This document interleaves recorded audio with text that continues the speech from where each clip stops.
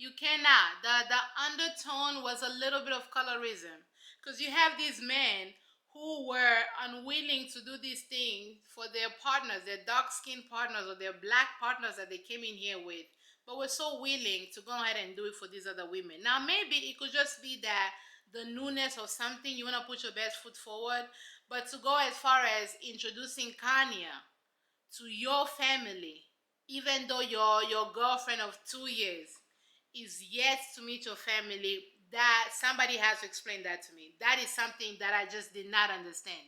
Like, were you ashamed of her? Do you not think she's worthy of meeting your family?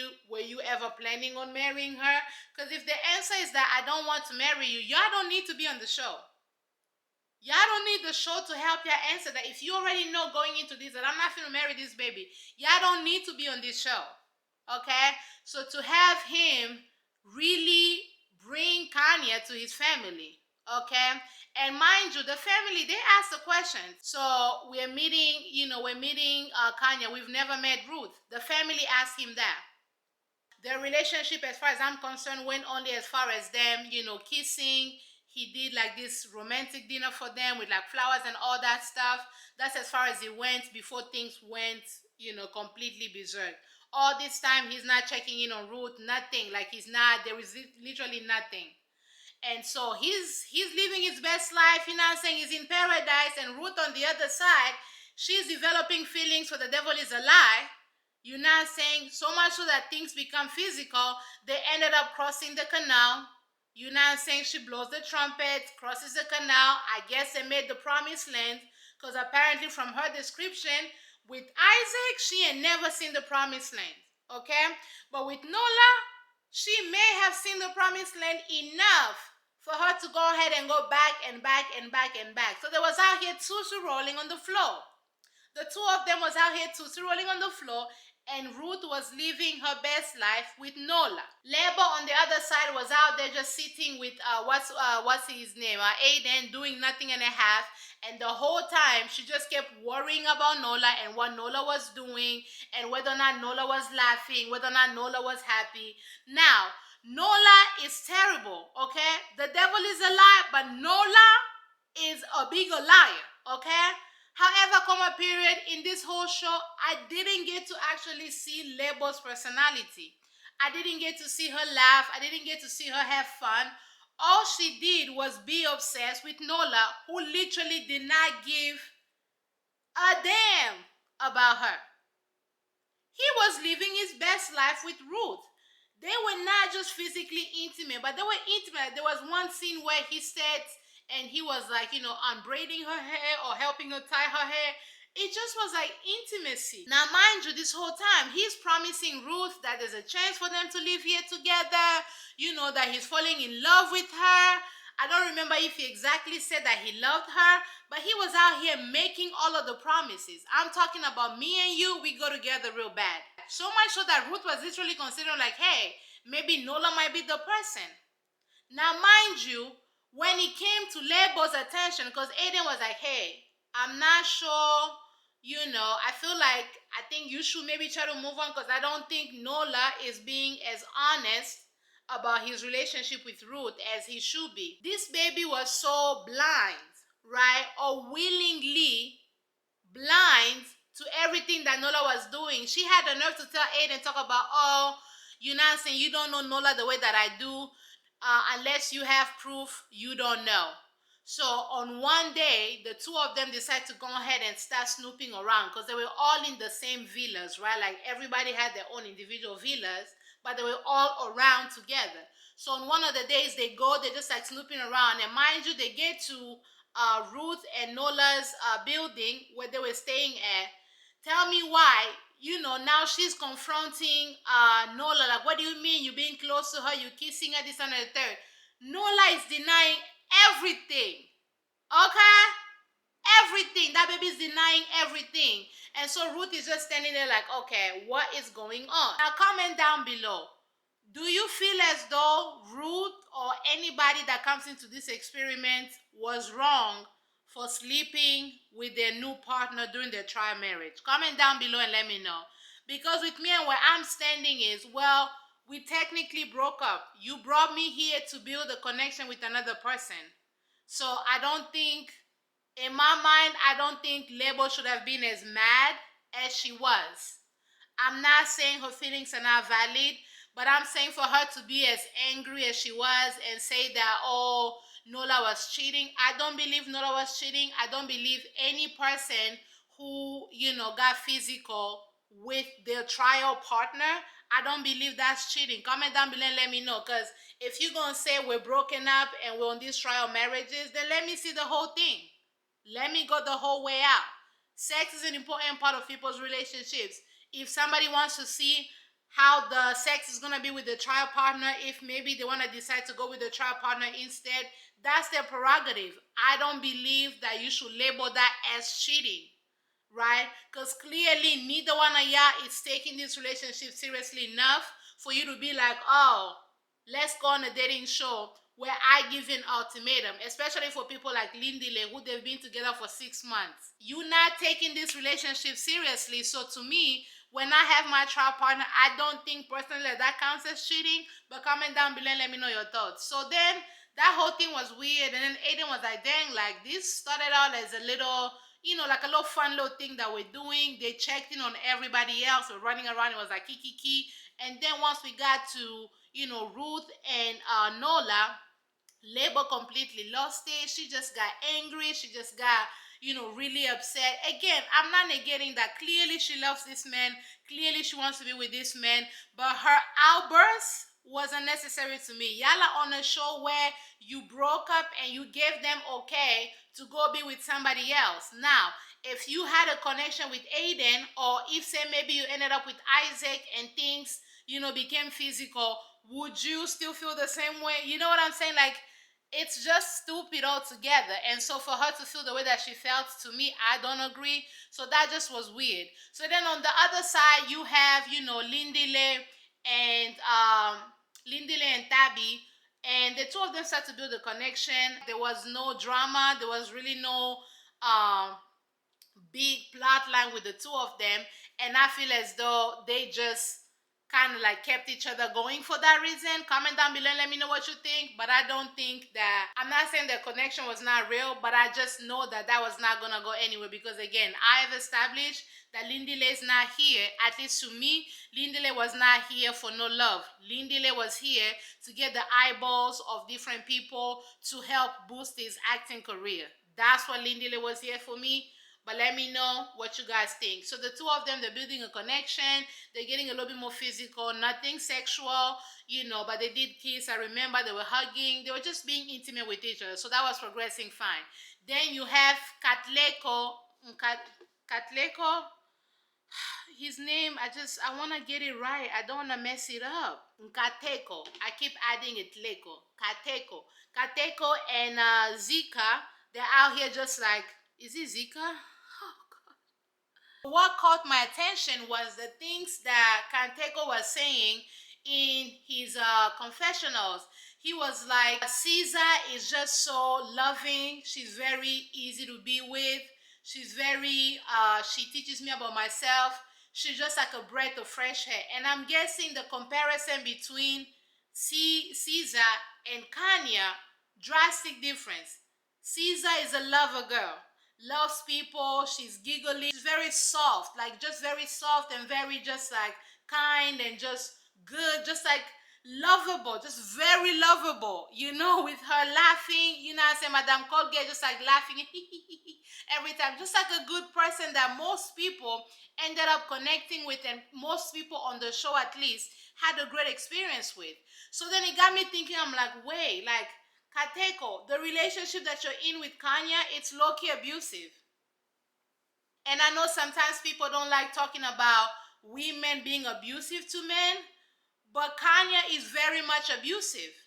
Because what ended up happening is, because they lived in the same villa, whenever Khanya ended up seeing Kanteko and Caesar walking around, holding hands, hugging, and just like being playful with each other, because they had developed a connection, she literally had so much animosity towards Sika. Never mind that you brought your man into this experiment after only 1 year of dating, right? And so as a result of that, we had Khanya, who literally just started insulting Sika for no reason.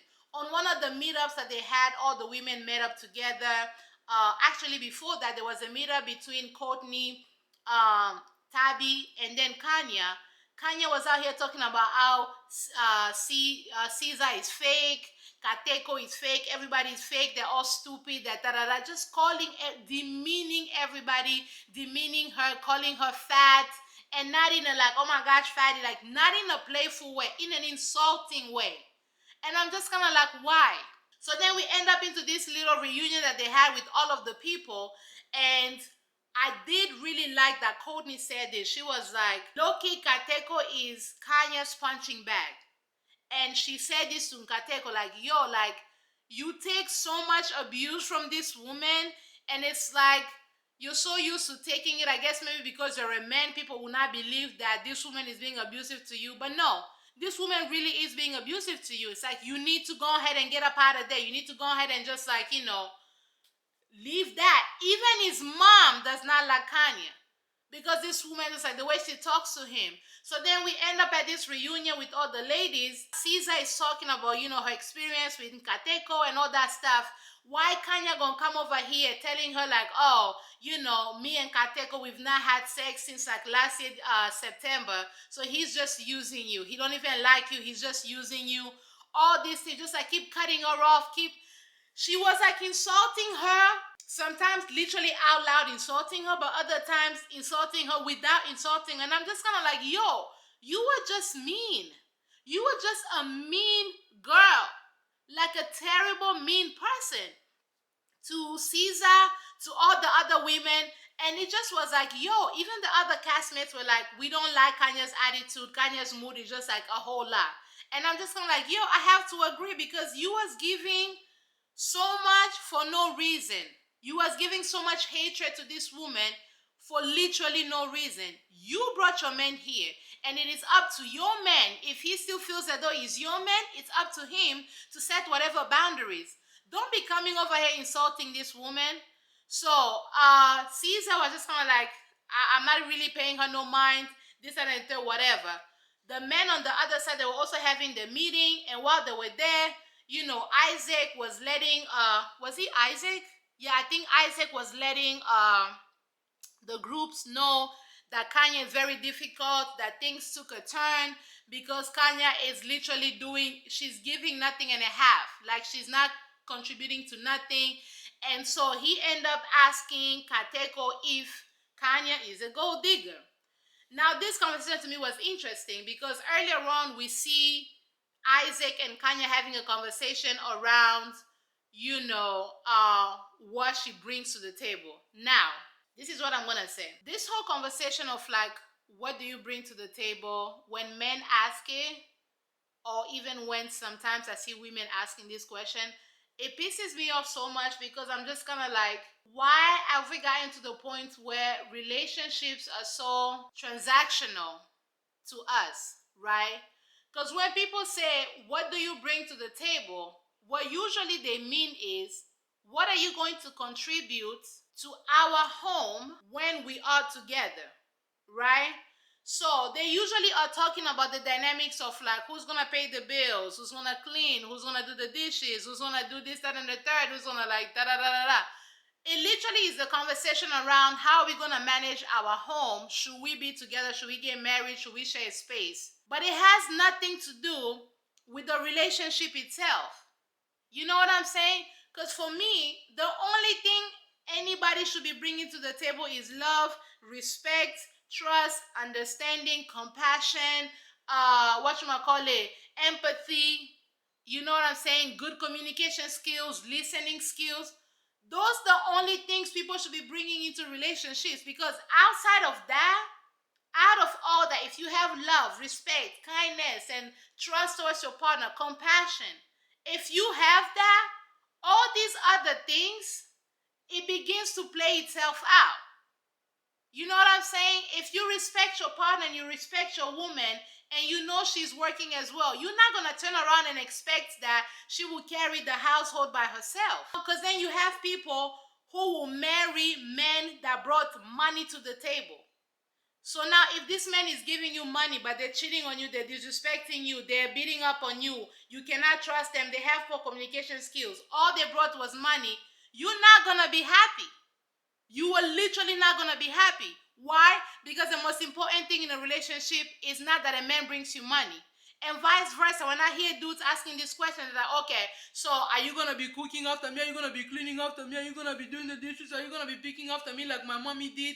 When they say that, it's like, okay, if you found you a woman that did all of these things, they cook, they clean, they take care of everything as if your mother did. And if that woman is disrespectful, that woman does not love you, that woman does not trust you, that woman cheats on you, that woman does all those things, are you really going to be happy even though they did all these things that you quote unquote said they brought to the table? No, because it's not important what people bring to the table as far as the management of the home. What is important is the relationship itself. You know what I'm saying? The love, the trust, and the intimacy within the relationship. And I don't want to be misunderstood. I am in no way, shape, or form suggesting that the maintenance of a home is not important. I'm not at all suggesting that finances are not important and that they will not, make or break a relationship if not properly dealt with. But what I'm saying is that is a separate thing from a relationship. It comes as a secondary thing at the very least. A relationship needs love, it needs trust, it needs respect, it needs communication, it needs empathy, it needs kindness, it needs compassion. When you have that for your partner, the managing of the home and who's paying the bills and who's not paying the bills, whether we're doing 50-50, whether we're doing 100 and you taking care, when you have those foundation, those things follow. So for us to dilute our relationships basically to like, oh, what do you bring to the table? Well, I cook and I clean. Girl, that's all you have to offer to a relationship? You cook and you clean? Well, I provide. Okay? Money is all you bring to a relationship? Can you lead? Can you lead me in prayer? Can you make me laugh? Do I feel safe around you? Emotionally, physically, mentally, do I feel safe around you? Do you create an environment where there is support? Supporting my dreams, supporting what I'm doing, both ways. Like, because cooking and cleaning, if you need a cleaner, hire Lola Cleaning Services. We're going to pull up and clean your house. Okay? You need food, you could order takeout. So if what you bring to the table only reduces women to domestic work that can be covered by all these different outlets, why are you choosing this partner? There has to be something more than they cook and they clean after me. And so I need for us to stop. What do you bring to the table? Well, I am the table. I cook and I clean. I am a high value man. I make 6 figures, okay? And it's not that important. So the two of them ended up having this conversation. She was like, I am the table. And I will give her this. The point that she made, she was like, if you as a man, you love on your woman right, you don't even have to worry about her taking care of you. If you really show up for her as a man, you provide safety for her, you love her correctly, you have no problem. Like, you literally have no problem getting her to do all these things that men ask women to bring to the table. The cooking and the cleaning and all that stuff, you will have no problem having a woman that's going to support you through that. If you do need it. I did agree with that point, but I'm just so tired of these conversations. Like, it's just so tiring to me. Comment down below. I hope I'm clear with what I'm saying. Again, I'm not at all negating that that's not important, right? But I feel like the priority should be that we love, trust, respect, honor, value each other. Because out of that, you are going to then take care of all these things. I love my husband. I value my husband. There are some days where because I'm an entrepreneur, I own a cleaning business. So sometimes, most of the time, I have half days. Right? Like, sometimes I'll go clean in the morning, and most, like, I'll be done with my work no later than 1 or sometimes even 2. Whereas my husband goes to work from like 7 a.m. all the way to like 6 and sometimes even beyond that.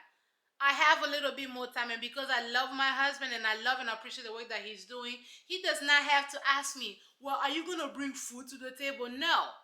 I love him, and because he loves me in return and the way he's taking care of me, that's easy. You're going to come home to a meal. Whether I made it or not, you're going to come home and there's going to be food. That's easy. These things are easy. And vice versa. There are some days where I'll go outside and it's like over the weekend, because sometimes I work like 7 days out of the week. Sometimes I'm cleaning from Monday all the way to Sunday. There are days where it's like, come Sunday, I'm still having to go clean because my husband loves, respects me, and cares about me, and knows that some days I don't want to get up because I'm just physically tired, but I have to. Guess what that baby will do? Sometimes he'll come clean with me. And if he does not, when I come home, our home is clean. I'm not finding socks. I'm not finding things around the place. If he cannot cook and he doesn't want to get up and cook, you order some food. I'm coming home feeling well taken care of. Why? Because this man loves, respects me, honors me, and cares for me. Not because as a man he's bringing money to the table, or me as a woman I'm bringing food to the table. Do you know how juvenile that is? And it be grown men having this conversation. Well, what do you bring to the table? It's so just idiotic. So we had him having this conversation with Kateko, essentially asking, like, is she always like that? Is she a gold digger? And I'm like, why are you deducing what she was saying to making her a gold digger? I feel as though she was clear. Now, this is not me defending Khanya, because Khanya, again, we've established she's a nasty person. But at least with that point, like, no. You met this woman not long ago. Why are you having expectations that she's supposed to sit over here and clean and cook and do all these things after you, as if that's the only thing women are supposed to bring into a relationship? Now, in Kanya's case, she was giving nothing and a half. Even as a person, she was not compassionate, she was not respectful, she was none of those things. And even the contribution to the living arrangement, she was doing nothing. Even the dishes, her own dishes that she used, she didn't want to wash. And when he asked her about it, she essentially yelled at him like, what's wrong with you? Da, da, da. Just all the mouth. Just lack of respect and lack of consideration as a person. But the point that she was making around, like, I am the table. Why you ask me what I'm bringing to the table? The question is very juvenile. I agree with that. It is very juvenile. So now we have Isaac talking to Kanteko, essentially like, oh, is she a gold digger? And so Kanteko gonna talk about, oh, a little bit, because sometimes it feels as though sometimes I feel as though you won't be with me if I don't have money. So a part of me feels as though when I do have money, what's the point of me then trying to be with you? And I'm just kind of like, okay, so if you already know that about her, and she's behaving the way that she's been behaving all throughout, what is it about you that's still making you stick besides her? What is it that Khanya is giving to you that's making you still stay besides her? Why are you on this show? Because they were having a conversation as to whether or not she's marriage material.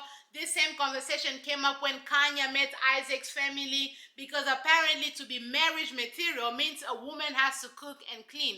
And I do not subscribe to that. To be marriage material does not also mean that a man has to have all this money and not bring nothing else with him as far as character. I do not subscribe to that at all. And I really think it's juvenile for us to dilute and reduce relationship, and especially marriage, to something as mundane as, well, I cook and clean, well, I bring money, and everybody working. And from the look of Isaac, bro, like, it don't look like you have any money, okay, that anybody can be a gold digger for. You know what I'm saying? Because the dudes with gold, they don't be on Ultimatum. Let's keep it a buck, okay? Kateko, you are worried about whether Kanye is with you for the money or not. The people who have money, they don't be on Ultimatum, okay? Okay? The people who have money, they may create a show like Ultimatum to have you people who have no sense of self and have no respect for self to show up and embarrassing yourself and your entire lineage. The people who have money, then the ones in the position to do that. The y'all that are on this show, y'all ain't got no gold that anybody gonna be digging for. Let's be clear. However, Koma period Khanya is Khanya. But that point I did agree with her on. So then, the bros, they talk this, that, and the third. Everybody is sharing the experiences. Nola is there denying his entire experience with Ruth, that they haven't slept together. Cool. Then they go home. Now, this night was chaotic. I'm talking about chaos, chaos everywhere. Okay?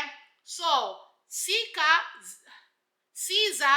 goes back home to Kateko, and she's basically telling Kateko, like, yo, Khanya was really mean to me, this and the third. Why Kateko gonna say, oh, what did you say in return? And Caesar was like, I don't really mind her. I feel like she's just, she be projecting. I don't take her too seriously. And then Kateko gonna be like, oh, you should go ahead and tell her off. You should go ahead and, essentially confront her. And then Caesar was like, well, you sure? It's like, yeah, let's go together. Grabs her hand and they're going, and she's out there being giddy, ha ha ha ha ha. They get to Kanya's place and she goes and sits down. And Kanya's like, what the hell? Did I tell you you can sit? Get out of my house. Now, mind you, Kanteko has ran. Okay? Ran. So then Caesar sits down, and of course, Caesar is laughing. Okay? Madame Colgate is laughing. I'm talking about teeth. Kahande dents. Mind you, Khanya is full on yelling at her. Khanya is up, looking down at her like this. What are you doing? Get up. You get up, calling her, you know what I'm saying? Like, what is it? Fat bam bam or fat bam bam or whatever the case is. Calling her everything but a child of God. Now, mind you, Caesar is over there just saying, like, girl, like, oh my God, that baby was just out there, laughing. She laughs when she's uncomfortable. She laughs when she's anxious. She always just laughs. Now, mind you, the person that brought her there, okay, Kateko that brought her there to come apparently and confront, Khanya in her own home. Kateko has run away. Caesar is sitting over here like, Kateko, where did you go? You left. This baby is shocked. Because from where she was standing, it was going to be one of those things like, since me and you, we're building a connection, we're going to stand over here and essentially tell Khanya that she was out of pocket, that as a matter of fact, that Kateko is not using her, that he's actually building connection with her, all that stuff. She expected that this baby was going to back her up. But like a coward, that baby ran. That baby Usain Bolt, that baby ran. So you had Khanya over here yelling at Caesar, so much so that I think she spit on her. Now, do I think Caesar should have gone to Khanya's house? No. I don't believe she should have gone to Khanya's house. Again, that is her space. You already know how nasty she is. Why would you put yourself in a position where she's going to be nasty again? However, somebody coming to talk to you about something and maybe them, sitting down when you did not offer them a seat does not then give you permission and warranty to get up and go spit on them or yell at them like that as if they're your child. Once again, Khanya, you have no respect for people. And the crazy thing is, we all have our moments where we're just kind of like, we maybe we go off. You know what I'm saying? We all have our moments when we go off on people. I'm not negating that. However, when you sit back and you maybe reflect, like, okay, maybe I may have done too much. In her reflections, she keeps talking about how much Caesar was being disrespectful to her. Never mind you that when they were meeting amongst all the girls, she's the one that was demeaning her. She's the one that was insulting her. When Caesar came to her house, she spit on Caesar. She acted that way towards Caesar, but somehow she was the victim. And then I was like, is something mentally okay in your head? Like, what kind of lack of self-awareness is this? So then Caesar eventually leaves, and now this baby is boo-boo crying, and that broke my heart. She's crying, and so Kateko is there like, oh, what happened? Did you tell her off? So then she tells Kateko off. She was like, no, you left me there because you were afraid. You were afraid. You've always been afraid of confronting Khanya, and you made me do it for you, and you ran like a coward. And I was like, okay, Madame Colgate, at least you named this for what it is. You ain't have the balls, Kanteko. You ain't have no balls. Okay? You've been Kanya's punching bag for the longest, and you wanted somebody else to be the one to stand up to her for you. Because you did nothing and a half. And so we see her crying. She was crying, and then he was like, I'm so sorry. I shouldn't have left you. And then he leaves, tries to go confront Khanya. And guess what Khanya does? Yells at him again. calls him stupid, calls him a little boy, tells him how much is that. Stand outside. I'm saying stand outside. I'm talking about this baby is yelling. Okay? She's yelling at this man that she supposedly loves. Because she had claimed that once she gets to know you, once she has love for you, she's the softest. But if you claim to love Kateko, okay, who you want to marry you, there was no softness that we saw towards him. You were even more disrespectful, more abusive, more demeaning to him whom you claim that you love.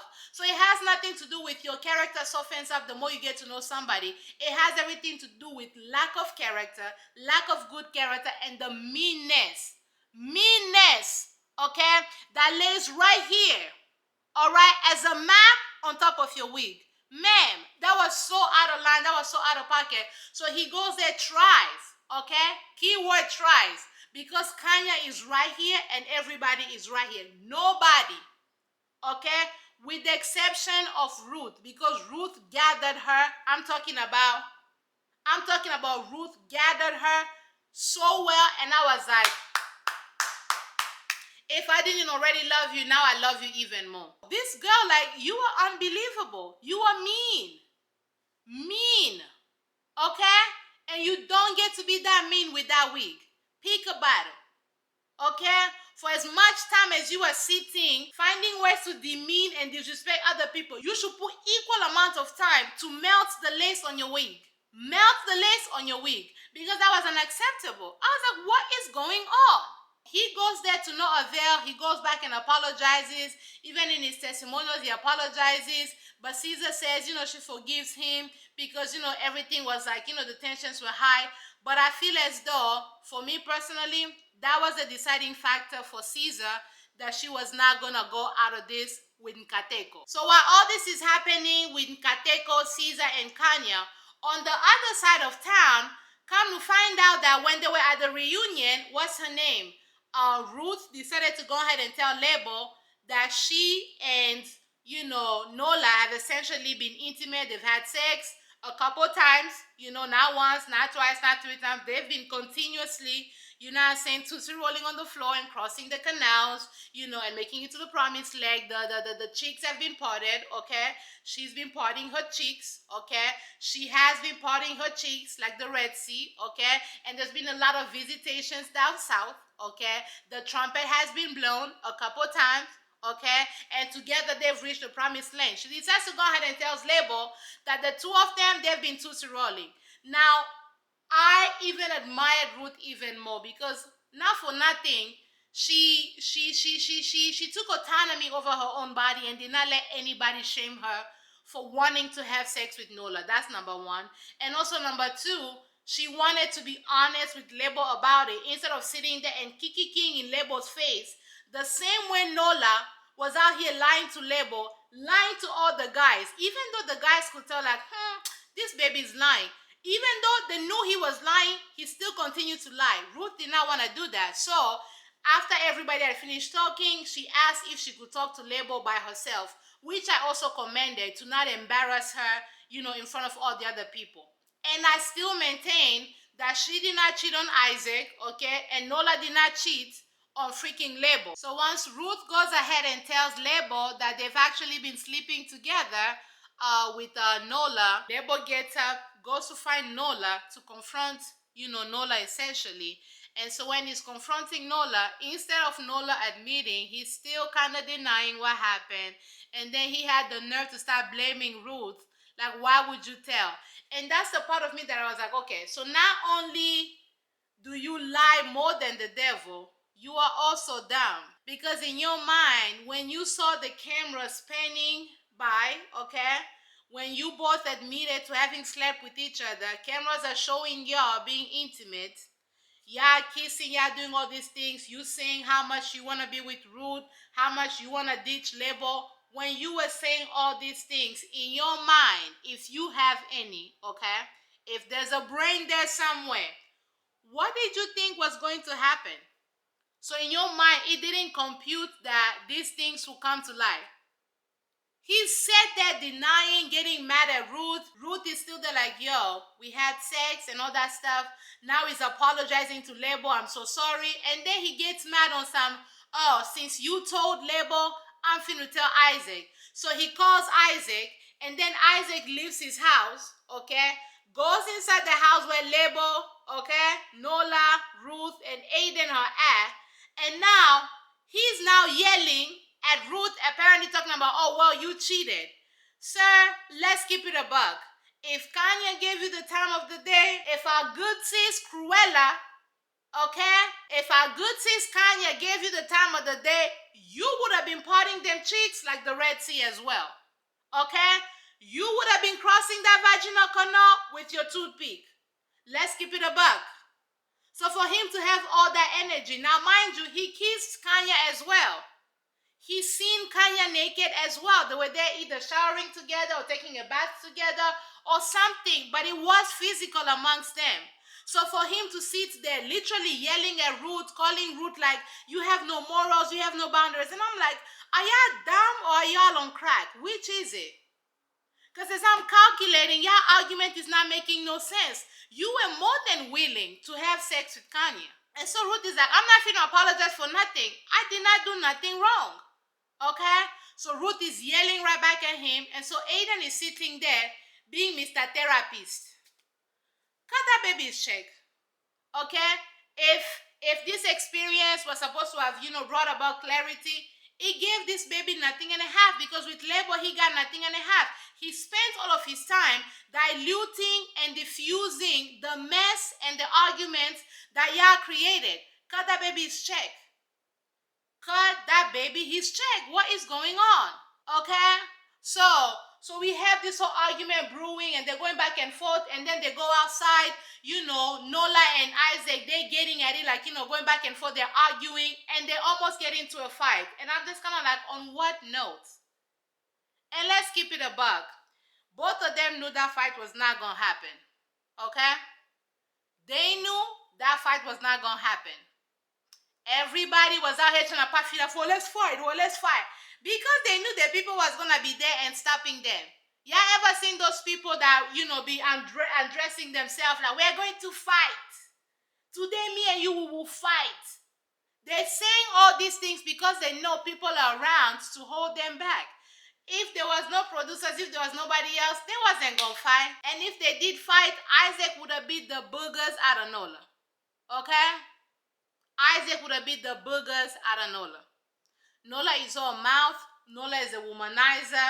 Nola is a liar. But that baby don't look like he can fight. I cannot fight. Okay? So I can see people who can or cannot fight. That baby cannot fight. Even Ruth could take him down. Okay? And so they're going back and forth. They're arguing this, other, and that. And it just was so juvenile, because what was the point? It was so stupid. The whole thing was so stupid. And Ruth is sitting there like, yo, I feel so stupid. I feel embarrassed. And I could see that. I could get that. But I don't think she should have felt any way about it, because, again, she did nothing wrong. I will maintain that that baby did nothing wrong. Yeah, I came on this experiment. Isaac was more than willing, okay, to be kissing upon Khanya. And if Khanya let him, he would have slept with Khanya as well. It's because things went awry, things went south between them. That's why he came back. And before even that happened, he had the nerve to go find labor on some, oh, I'm so sorry. I feel as though I should have chosen you. Yes, you should have chosen her, but you didn't choose her because you wanted to go with the light-skinned IG baddie. Let's keep it a buck. Let's be honest about these things. Stop lying. I regret and all these things are happening. No, you don't regret nothing. So that whole night was a mess. And then after that, they tried to reconcile. It just was weird. And then Isaac came back on some, like, he's trying to make things work. No, you came back for the TV. Do y'all think we're stupid? When y'all come and you say all these unnecessary things, do y'all think we're stupid? No, we're not. So Lebo and Nola, they leave. They don't do the other part of the experiment because, Lebo kept chasing him around. I need answers. My sister, what kind of answers do you need? The baby slept with Ruth. He lied to you about it. He was promising Ruth all these things and he was lying. What kind of answers do you need?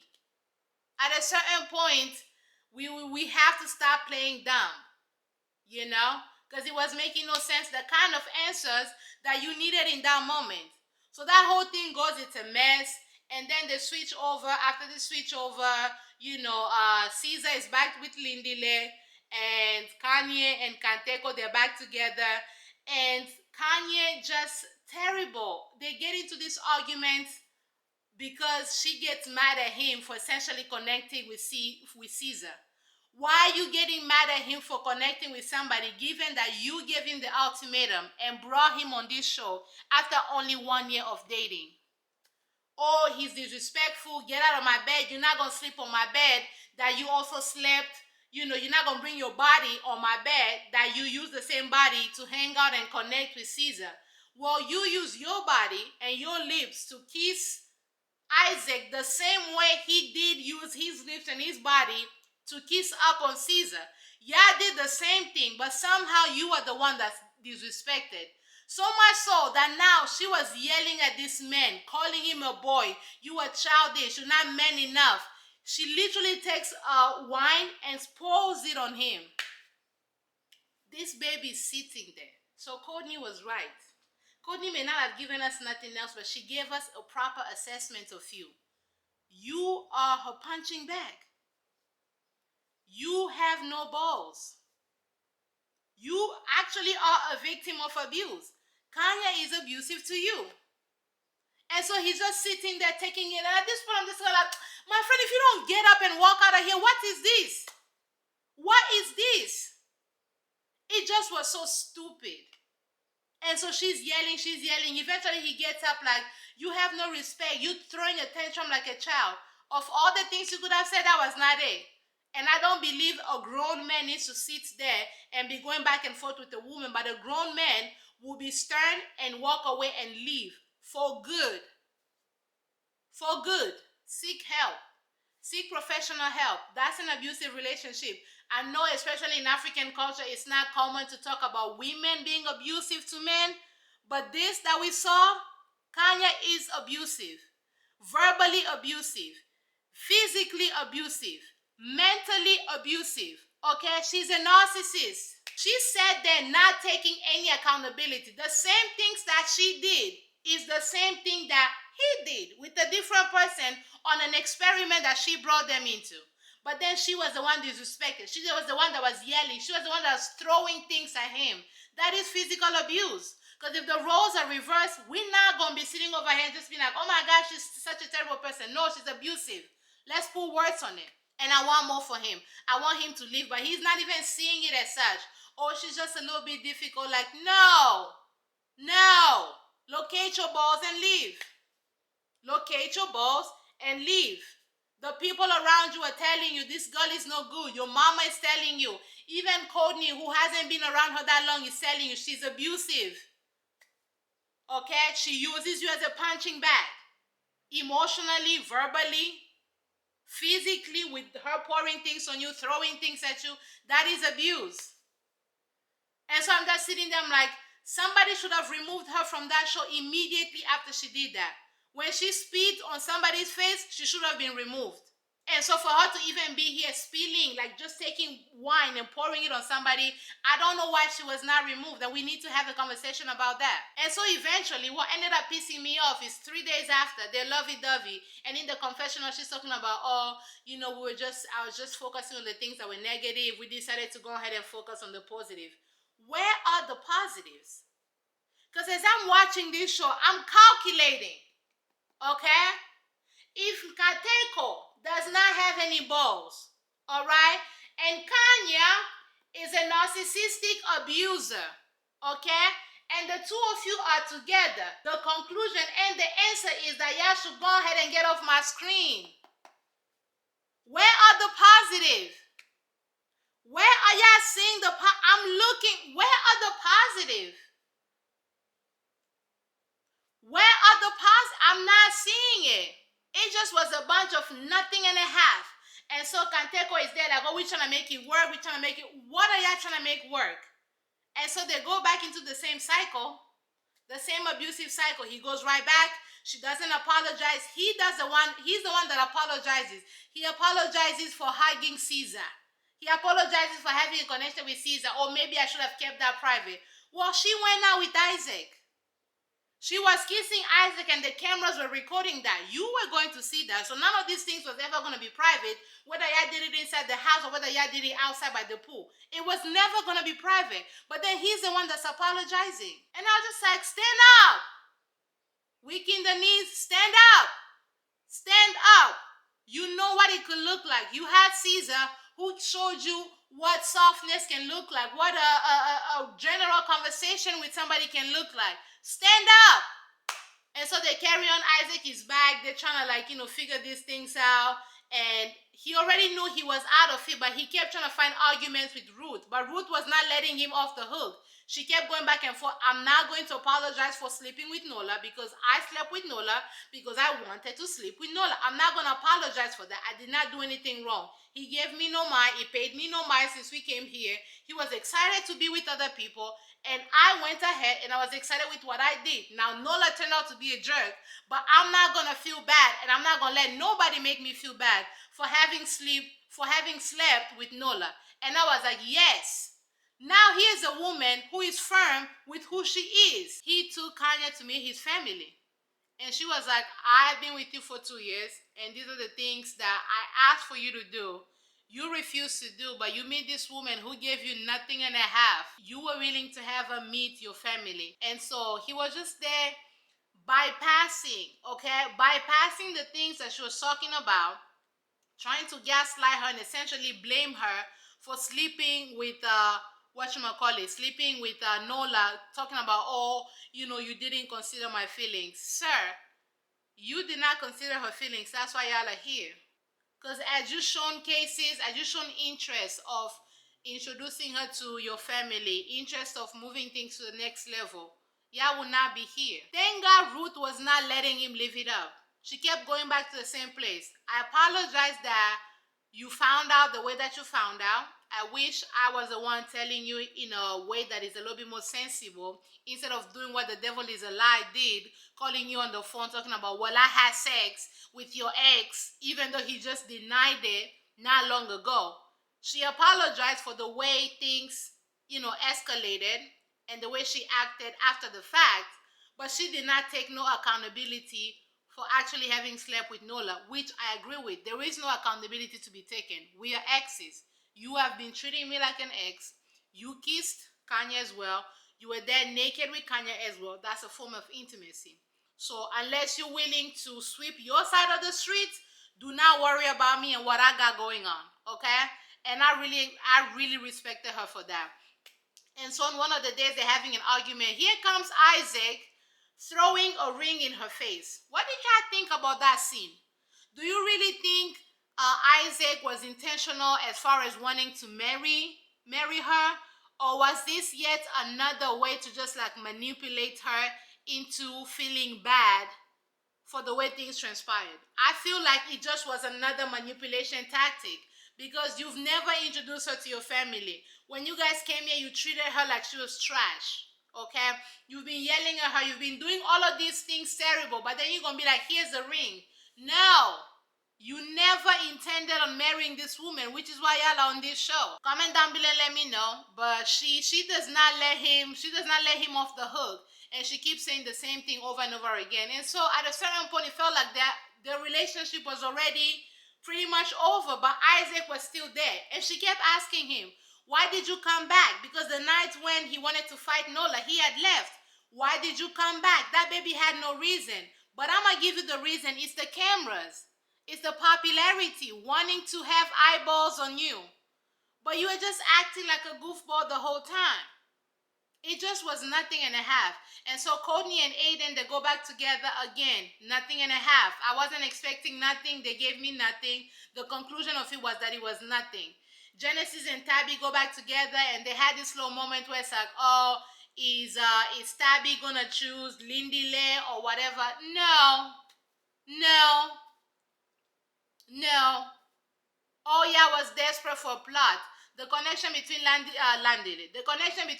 Lay and Tabby was there, but it wasn't nothing grandiose. It wasn't nothing grandiose where we all had to be sitting over here like, we knew how that was gonna play out. And so there was this moment with the gift where, Lindile leaves a gift for Tabby on the bed, and then Tabby goes ahead and gets a gift to give to Lindile, which then Caesar took it back home. It's like, nah, you had your experiments, you had your own little situation.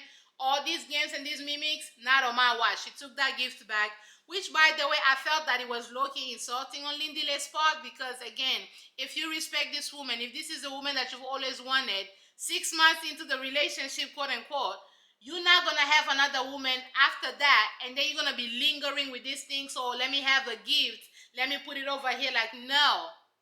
Petty behavior. I don't think Caesar should have brought the gift back. I think he should have brought the gift back, or at least put it away, just not to be disrespectful. But again, y'all are not here for love.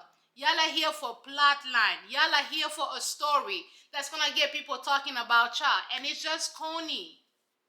It's corny. The whole time I was watching Lindile, he just was quiet, and his moves felt a little bit more calculated, as though he was trying to make sure that he stayed in character. This was an acting gig for Lindile. This was not real life. It just was silly. So we get to the part where people now have to answer the ultimatum. So we had Isaac, who came, and he was like, he cannot propose to Ruth, and Ruth was like, yeah, it's over, we've ended things in the past before, but I feel like this really is over for right now. And she was like, I just knew, things were just like happening, and I was like, I knew, and I had my answer. And she walked away from that. Kudos to her, okay? Because Isaac, no, stop. It's giving Plantations, just corny.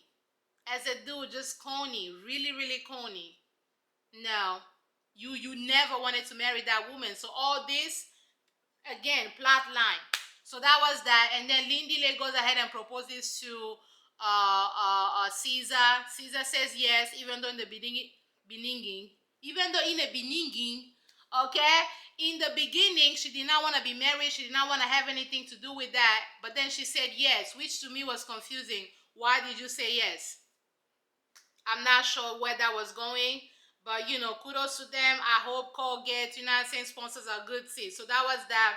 And then who else? Courtney and Aiden, they got engaged. He finally proposed. He said he was going to get a job, and do all of those things. The whole point throughout the season was that he's indecisive. And I'm like, I'm going to make a decision for y'all. Get off my screen. Since he's indecisive and you do not know what to do, let me decide for y'all. Get off my screen, because what is this? Nothing and a half. Y'all have given us nothing and a half. But they got engaged, okay? That diversity quota was met, okay? That diversity quota was met. They got the engagement, and they got off my screen, thank God. And then, what was the other couple? So then we had Khanya and Nkateko, who was like, oh, we still have issues, but I'm going to give you a promise ring. Do y'all do promise rings? Promise rings to me are just dumb. What are you promising me? I have the promises of God. Get off my face. What are you promising? Either we together or we not. What are you promising me? Are you mad or are you stupid? So Khanya met him with the same energy, like, are you mad or are you stupid? Either you marry me or you're not. All these promises and all that stuff, it just feels very juvenile, like, and in her confessional, she was like, yo, I am a woman, I'm a prize, I should be earned, I should be loved, and I should, I should have somebody feel proud to propose to me, proud to, be with me and all that stuff. I shouldn't have to beg. I agree with all those things, but Khanya, my sister, unless you change your ways, okay?